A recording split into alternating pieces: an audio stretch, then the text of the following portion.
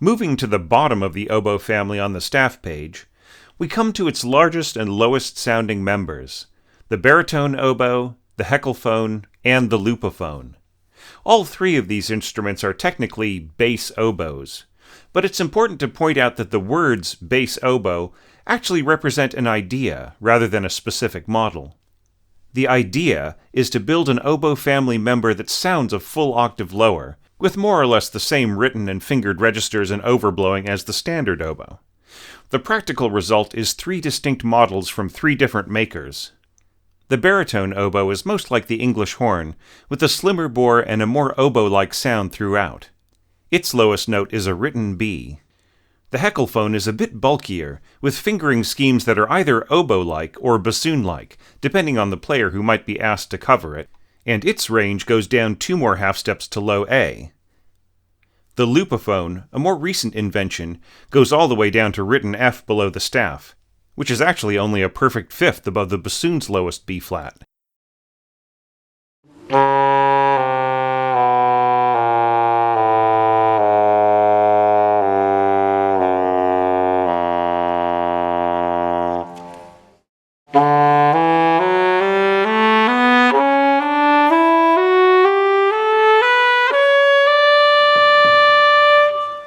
As much as these instruments might intrude into the territory of the bassoon, they're actually built to have their own individual sound. The same rich, pungent tone of the oboe's low register is deepened and intensified to evoke a magical quality in an orchestral context, especially in featured solos.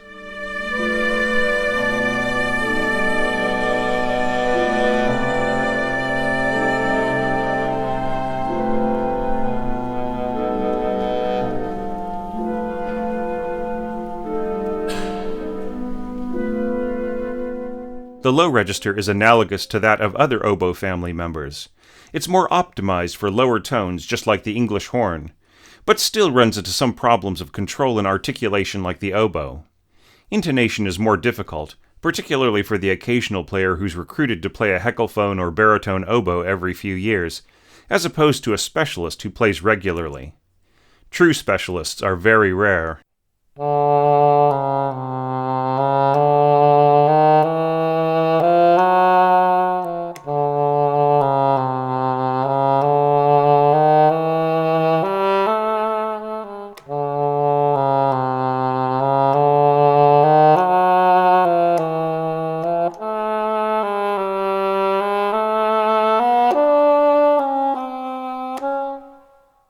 The most recent addition to the bass oboe category, the lupophone, has smoothed over much of the uncertain intonation and crankiness of the older baritone oboe and heckelphone.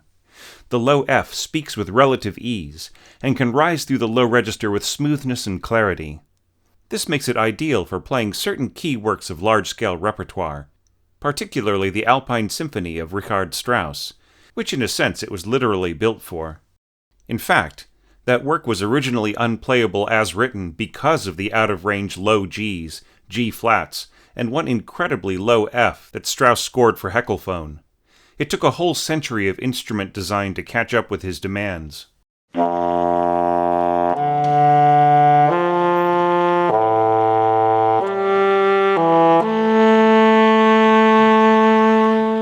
The need for a bass oboe is a symptom of colossal orchestration that arose from Wagner onward to the early 20th century.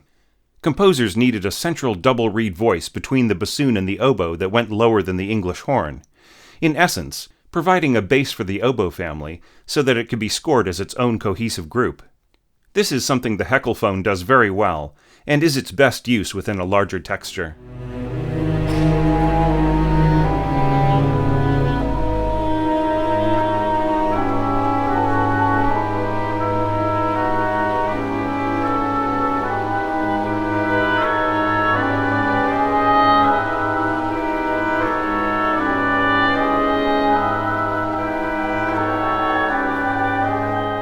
The bass oboe low register ends around where the English horn's low register begins.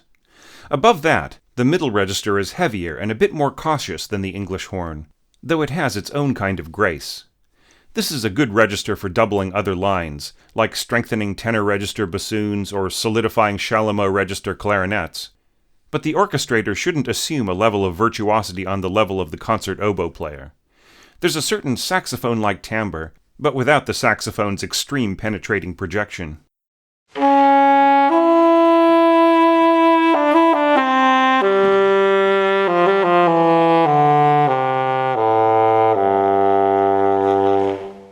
As these different bass oboe models rise in pitch above the fundamental scale, they tend to resemble a bassoon more and more, until the difference is almost indistinguishable.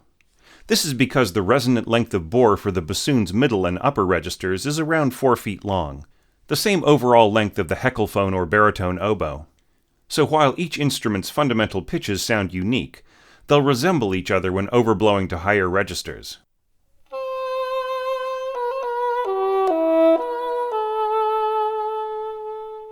Composers have gotten around this similarity by including a lot of middle register in their solos, so that the timbre has a unique foundation to start with, and then builds from there to higher, less characteristic notes. All the same, the high register isn't just bassoon-like and wavering, it's also quite difficult for the casual player, especially on an instrument that's often not in the best condition. There's really little point in scoring in a register where the bassoon is so much more comfortable and reliable.